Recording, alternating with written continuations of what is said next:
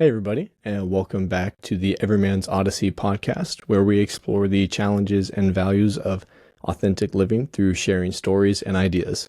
I'm your host and founder of the podcast, Cole McClure. So, the inspiration for today's episode came from a quote that I came across the other day. C.S. Lewis said, "Hardship often prepares an ordinary person for an extraordinary destiny." And as those words kind of repeated in my head over the next few days, I started to wonder what made him come to that conclusion. And I started to think about the role that hardship plays in our destiny, as he put it. And as I was thinking about the role that hardship plays in our lives, it reminded me of something. And it might sound a little crazy, but when I was in high school, I was insecure about a lot of things, but one of the things that I was insecure about was the honest fact that I had had a pretty comfortable, fortunate, and sheltered childhood. I would see people and hear stories of these individuals who had overcome such great adversity and became so inspirational to so many people. And I started to think, how am I going to inspire anybody? How am I going to be useful to somebody? How am I going to help somebody? I haven't gone through anything. And I used to honestly pray that God would make me useful. And knowing that requires, suffering and hardship, because I'd seen examples of it, but I just wanted so bad to be able to help people and to be useful to other people that I would be insecure about the fact that I hadn't suffered. I didn't have this great struggle. I had a very healthy upbringing, a good home, good parents. I didn't have a lot to claim that I had gone through. Be careful what you wish for. God, in his absolutely infinite wisdom, decided to answer that prayer exactly as I had requested. But it was a good reminder that your ability to affect and help others can be directly related to your own ability to go through, overcome, and learn from your own struggles. So, I wanted to spend some time talking about hardship. First, why do we endure hardship? Why do bad things happen? Why do we go through these things? And then, how do we get through it? How do we actually endure these things and come on the other side? And then, at the end, how do we use that? How can our hardships become the catalyst for our greatest achievements, our greatest personal growth, and our greatest value and asset in our own lives and in the lives of the people around us? So there is this possibility, maybe, to lead a easier or more comfortable life, but have a more ordinary and less impactful life. You don't get to have easiness and greatness. So I wanted to talk a little bit about how we make use of almost guaranteed struggles in our lives. So like I said, let's start with why do we go through hard things? And we'll get to the purpose, but let's start with the cause. And let's start with what isn't the cause. God does not cause your suffering. I hear a lot of times, and of course in my own life I've asked the same question, why do bad things happen to good people? Why does God allow this tragedy, or why did God cause this suffering? And I think it's a skewed perception, and it's just not the truth. God can certainly take tragedy and suffering and bring value to it and use it to make something beautiful. But his ability to bring something good out of something bad doesn't necessarily implicate his responsibility or his direct hand in the bad thing. God has given us free will, and that means that man is free to make choices, good and bad, and that includes us in our own lives. A lot of times there are outside forces that have an impact on our lives that we can't control, that can have terrible results. But just as often, if not more so, it's actually our own choices that are having a negative impact on our lives. So I think it's important to remember the reason for our suffering isn't the mystery of an all-powerful God who will push suffering upon us. It's our own selves and the people that we are surrounded by, the people far away, the people have, been in the past. Man's free will wreak havoc on everyone's lives, and that is just part of being human. We have the ability to make great choices and find great love and passion and purpose. But in order to be free to do wonderful things, freedom also leaves us open to do terrible things. So that's a big part of the why, is that cause, and recognizing that if you're going to place blame, it's important to start pretty close to home.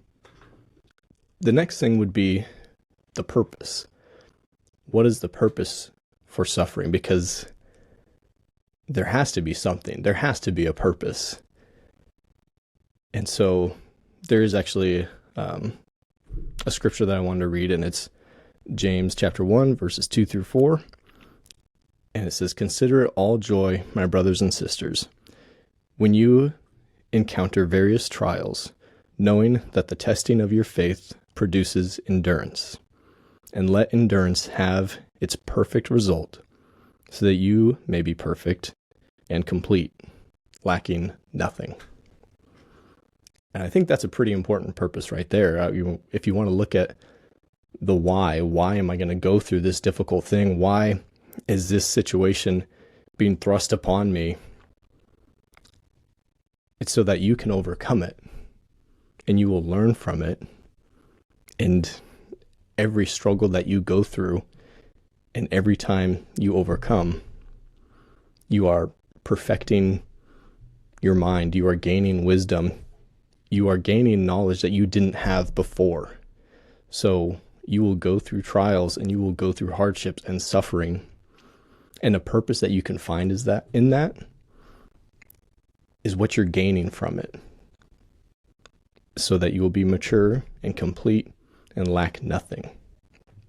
And again, that goes back to being able to be useful. Like, why are we going to go through these things? So that when somebody else goes through something, you're there to coach them, to guide them, or if nothing else, to sympathize with them, because everybody needs somebody who understands what they're going through.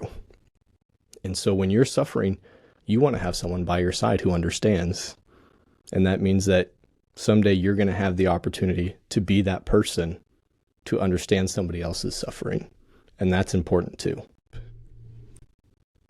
And so when C.S. Lewis is saying hardship often prepares an ordinary person for an extraordinary destiny, he's saying that the greatness of your future is directly related to and built upon the sacrifices and the struggles of your past. They are not separate, they are connected. And you can see how much you're struggling now and take hope in that, in understanding the potential for your future growing as you endure more and more hardships. And so there's another book that kind of relates to why we go through some of these things and why we're suffering and why we experience hard times. And it's a book by James Allen. which is called As a Man Thinketh, which is based off of another scripture, Proverbs 23:7, as a man thinketh, so he is. And that is the premise of this whole book, is that you have such a strong influence on your circumstances and on your outlook on life just based on how you focus your thoughts. And so I'd like to read just a little bit here from this book. And it says, "The outer conditions of a person's life will always be found to be harmoniously related to his inner state. This does not mean that a man's circumstances at any given time are an indication of his entire character, but that those circumstances are so intimately connected with some vital thought element within himself that for the time being, they are indispensable to his development." And I'll be honest, I had to read that a couple times to really understand what he was saying. But I think what he's getting at is that you do have the power to create your environment. So when you find yourself in a situation you didn't want to be in, or in a hardship, not that it necessarily always reflects poorly on your character, but that there is something within your character that is being developed, that the situation that you find yourself in is absolutely pivotal in creating that progress. So I think another reason why we go through these hardships is to learn these lessons. So it's important to see the situation as an opportunity and find why. Like, what is it about me that I need to learn that is being presented in this situation? So now that we've talked a little bit about, the cause of our suffering and perhaps the purpose of our suffering, let's talk about how do we actually get through that? How do we succeed at overcoming hardship and coming out on the other side so that we can make use of it? And so this is actually something that we've talked about, in a recent video that I put out. And the first thing is to remember your why. Remember why you're doing the things that you're doing. You need to figure out a goal in life, and maybe it's not this huge overarching thing. Maybe it's a specific task or a skill that you're working on, but you need to define your reasons and your motivations, and you need to know that. Seneca said, "If a man knows not what port he sails, no wind is favorable." So what he's saying is everything is a struggle. Nothing is going the right way. If you don't have a way, if you don't have a why, if you don't know where you're going, it all seems like a struggle. So knowing why you're on the course that you're on and what your ultimate goal is an important piece to staying on track and staying motivated and having the ability to overcome something, because you have to keep in mind what's on the other side. So you have to figure out, what is it that I'm striving for on the other side of this struggle? And so there's another scripture here that I'd like to read, and it's 1 Corinthians chapter 9, and we'll start in verse 24. And it says, "Do you not know that in a race all the runners run, but only one receives the prize? So run that you may obtain it." And that's speaking to, again, remember why. Like, everybody struggles. Everybody runs. All these athletes, everybody in life is headed towards something. So participate like you want to win. Remember why you're doing this. Remember what your goal is, and get after it like you're going to get there. I think another helpful thing that I've been thinking about is kind of like this mental exercise in recognizing the successes of your past hardships. So I think you should challenge yourself to think of a good thing that came out of a previous struggle. What's something that you went through recently that absolutely sucked, and find one thing about it that you're grateful for, that maybe would have never happened had you not been through that hardship. And then apply that same mental exercise to your current hardships. Whatever you're going through right now, just try to imagine one good thing that could come from it. And if you can do that, that kind of takes the sting out of some of it. Yeah, it still sucks. Yeah, you're still suffering through it and you're not over it yet, but you have a vision of what could be built upon that struggle. And that's super helpful, at least for me. Another thing, and I almost hate to say it because it sounds so cliche, uh, everybody's heard this, that attitude is everything. And so when I thought about this idea of your attitude during your struggle and your perspective, I was trying to think of a real world example. And when I was in the Army training in Virginia, our job training, our class would go in the afternoon and we would be done with school. We'd get back to the barracks around 2 o'clock in the morning. And at that point, everybody's miserable. Everybody's tired. We know that some people, you still have guard duty. You still have all this stuff to take care of before you wake up in 6 hours. So everybody's on edge and fighting and yelling at each other. And then every once in a while, when we're standing there in formation before we're allowed to go to bed, Sergeant Fisher would jump out. He exits the building and immediately everything changes. Everybody's attitude changes because Sergeant Fisher is here to have a good time. And so at 2 o'clock in the morning, all those guys who were ready to tear each other apart because we're so tired and so frustrated, now everybody is absolutely ecstatic about the idea of spending the next hour screaming at the top of our lungs, working out and going for a run because Sergeant Fisher wants to have a good time. So he'll come out at 2 o'clock in the morning. Maybe it's hot and you're sweating. Maybe it's freezing cold and it's raining, but he's going to come out and scream at everybody, "Nice weather we're having, Hua." And everybody's going to scream right back that it is nice weather and it's a good time to go for a run. And I think about that a lot. And you should have that voice internally, just your own personal Sergeant Fisher in your head, who it doesn't matter what time it is, doesn't matter how tired you are, doesn't matter what you're going through. Somebody's here to make a good time out of it. And an important part of that is not only having that within yourself, but surrounding yourself with the people who have the ability to see the terrible things and acknowledge them, but just drive on and have a good time. And so that is just an example of somebody who had the ability to change your perspective. And it was so easy. There was no complicated process. It was just one person's perspective, one person's personality commanding the situation. Nothing changes. You're still tired. You still haven't slept. You still haven't eaten. You still have all these things to do. But it's just a fresh perspective that changed everything. And that's important to have somebody who can give you that fresh perspective, and recognizing that when you are going through hardships, that you're not alone. Nobody has to be alone.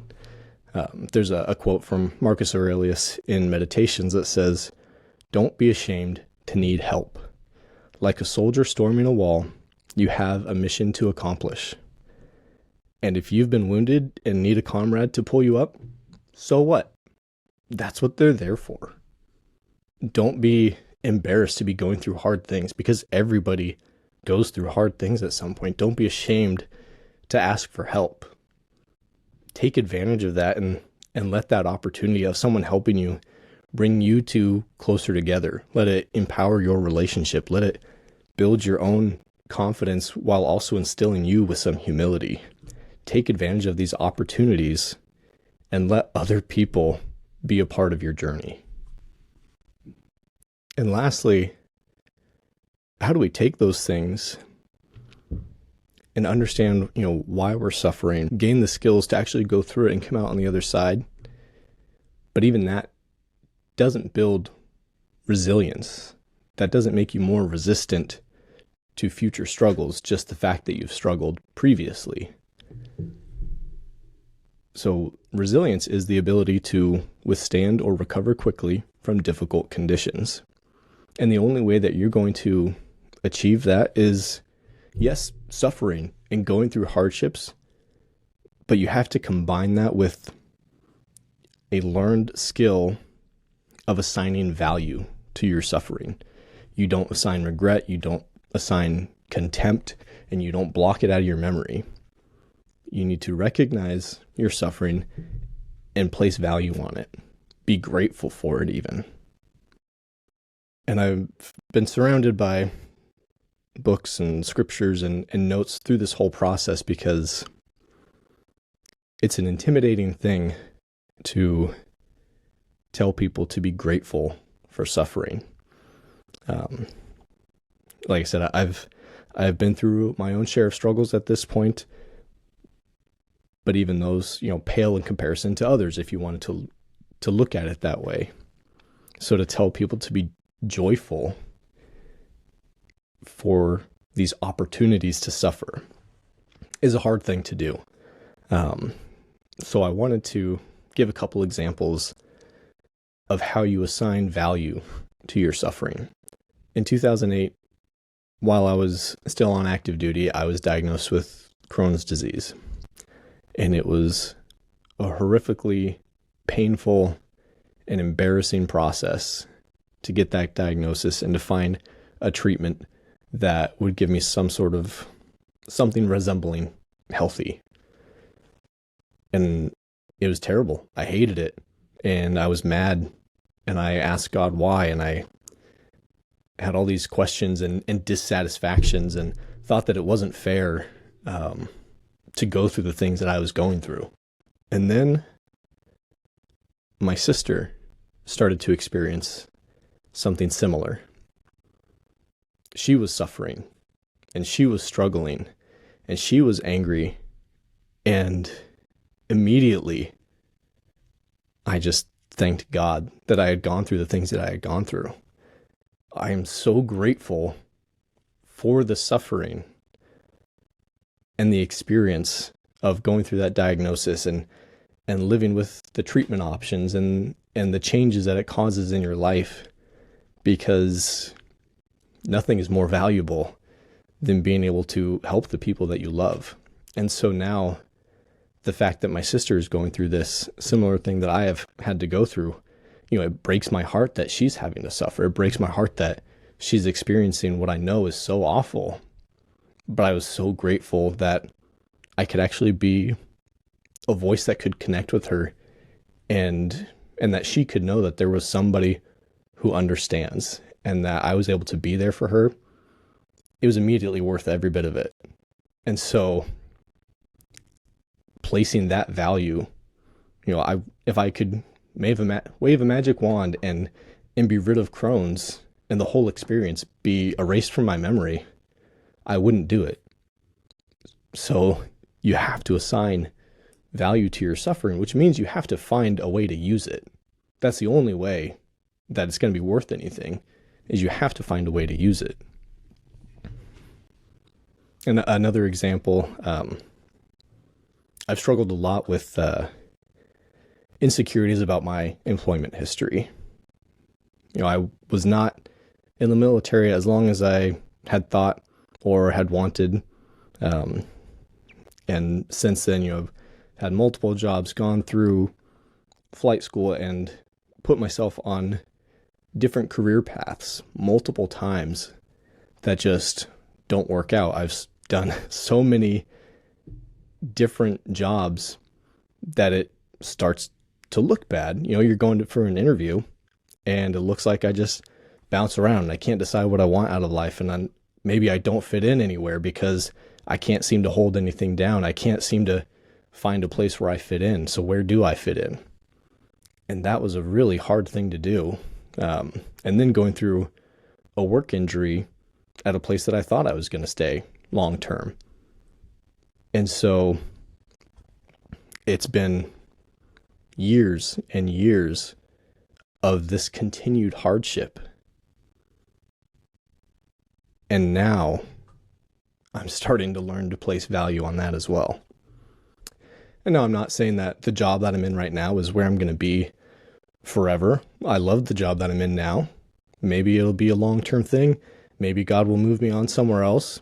But the value is how versatile my experience has been in helping other people, how many people I can relate to because I've done so many different things. I've been to so many different places and I've struggled with so many different things and different jobs and talking to different types of people in different parts of their lives, whether it's, driving people to the hospital because they're getting cancer treatment, or filing someone's disability claim with the VA because they had this terrible injury or experience in the military, or working for, a police department, contacting homeless individuals and trying to bring them hope. I've done a lot of different things, and that used to be embarrassing, but now I'm starting to assign the value because I'm putting it to use. There's so many different situations that I feel prepared for because I've been in a similar situation before. So none of those things are failures anymore. They're all tools that I'm using now. And so I am extremely grateful for all the things that I thought I was failing at, for not sticking with long term for whatever the reason. Now, regardless of how long I'm in any given position, I am using every previous experience to enhance my ability to help others in my current job. And so that's a huge win. And I'm very grateful for that. And being able to think about the things that you've been through and find ways to apply them, not just for yourself, but for others, that's how you assign value. And combining that value with your suffering is how you build resilience. That's what makes it easier to go through your next hardship. That's what makes all future hardships less hard, because you understand the process and the end result. So, to recap, when it comes to building resilience and getting through things in an effective and useful way, you have to figure out what you want out of life. If you want this extraordinary destiny, as C.S. Lewis put it, you need to accept that you will go through some extraordinary circumstances, and not all of them positive.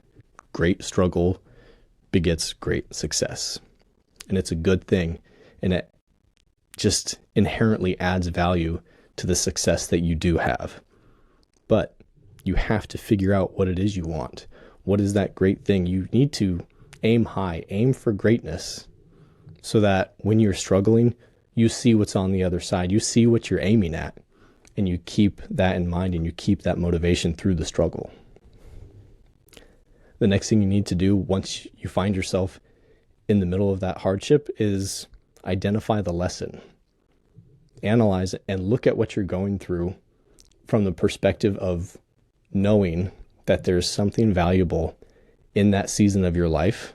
And the sooner you can identify what that is, the sooner you can learn the lesson that is guaranteed to be in there somewhere, the sooner you're going to come through it and be able to use it on the other side. And part of coming through that, like we've talked about, is adjusting your perspective.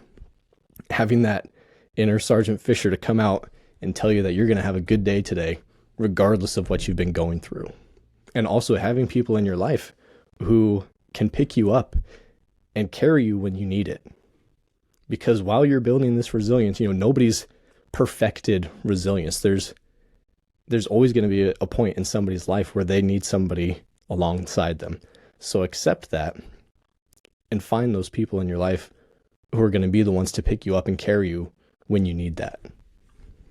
And lastly, make your suffering useful. Apply it to yourself and to others, and find a way that your hardships improve somebody else's life. And it's great to learn your own lessons and be able to apply it to your next hardship, but the most value that you're going to get out of your own suffering is finding a way to use it to either lessen somebody else's suffering or be that person who's helping others because you've been through that as well. So assign value by finding a place for it. Find a use for all the things that you've learned and everything that you've been through. Find a way to empower other people with that. So like I said, this was a pretty intimidating topic for me, and I certainly ended up learning a lot and reflecting a lot about my own life and slowing the process down, because I absolutely want to be sure that this is adding value. So I hope there's something in here that is helpful for you. And if you're struggling right now, if you're going through a hardship, go through this process. Like I said, figure out what it is you want, identify the lesson, adjust your perspective, and add value by finding a use for your hardship. So thank you so much for tuning in, guys. I really appreciate it. I'm enjoying this process, and I love watching as the podcast is growing. Please feel free to reach out on social media if you have any comments or questions or feedback. Please let me know. But thanks for tuning in. Take care, guys.